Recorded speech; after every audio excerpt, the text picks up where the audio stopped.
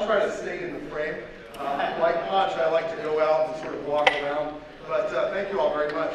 I should admit right at the outset that I absolutely hate following Dr. Panchanatham because he's a natural and gifted orator, and he basically stole my entire speech. So I'm going to have to improvise up here, and so forgive me if I do. But I want to recognize and acknowledge my dear friend Sri Priya Ranganathan, Ambassador Ranganathan. We're honored to have you here, ma'am. Kandaralji, thank you very much for bringing us all together. Dr. Barai, nice to see you, sir. Dr. Desai. Nissenbai was somewhere, but he went away. We all go back a long ways. And I should start my remarks with a bit of a disclaimer. I am a mere pensioner. I am a retiree. Uncle Sam pays me to draw breath, but nothing else. So when I speak only for myself. But I should talk a little bit about what I do. I'm the president now of the United States India Business Council. We are a business council housed in the U.S. Chamber of Commerce that was established in 1975 at the behest of both the Indian and American governments to try to enhance the business and trade and investment ties between the people of the United States and the people of India. And we've been very proud to do that and very honored to do that and privileged to do that for almost 50 years. But friends, since Dr. Panchanatham stole my speech, I'm going to tell a little story. As a young man, my parents lived in Africa. My dad had a UN assignment. And in 1983, he retired from UN service. And we moved to the small town of Charlottesville, Virginia. Now, I had been going to America all through the 70s and then the 80s because my grandmother lived in Virginia. And when I would come from Lusaka, Zambia to Virginia, people didn't know what to do with me. You know, here's me, an Indian American kid in Newport News, Virginia. I was extremely exotic when I went with my grandmother to church. And when we moved to Charlottesville in 1983, we were extremely exotic. My mother wore a sari everywhere she went.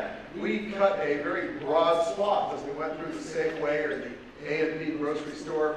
And there was only one other Indian American family in Charlottesville, Virginia back then, a gentleman who was the town planner of Charlottesville and had done a brilliant job of it. So we felt very kind of aware of the fact that we were Indian American.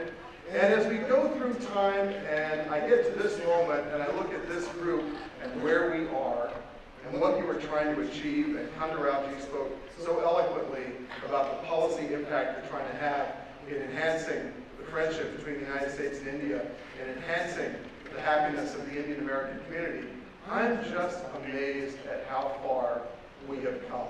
And I think we all ought to feel very proud. There are all kinds of statistics. The one that sticks with me, since we're in the Congress and they do the budgets, which I'm very mindful of as a retired government official, is that maybe Indian Americans are about 1.5% of the population of the United States, but we contribute 6% of the tax revenue of this great country. And I think that's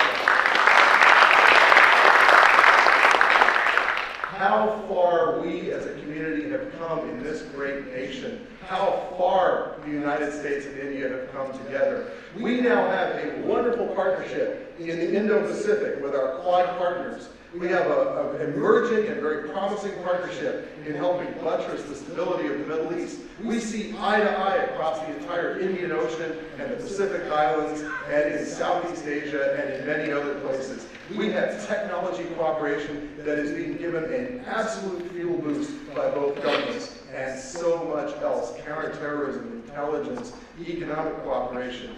And that's where I feel very privileged. Between the United States and India, our two democracies have a great deal of untapped potential on the economic and commercial and investment front. Dr. Ranganathan knows that there are a lot of Indian investors in America, a lot of American investors in India. Investment creates prosperity. It does not create debt. It creates taxes and revenue, employment. It creates real transfer of knowledge and know-how, and it creates strong, free, open, independent, sovereign nations. And so we have a natural partnership, as Atul Keshap said. We need to work on getting to the full potential of our bilateral trade. And this is where I would urge our community to talk to their members of Congress and to policy leaders in both countries and say, let's be more ambitious. Let's work toward facilitating trade through things like digital services agreements and bilateral investment treaties and so much else that can really energize the U.S.-India relationship.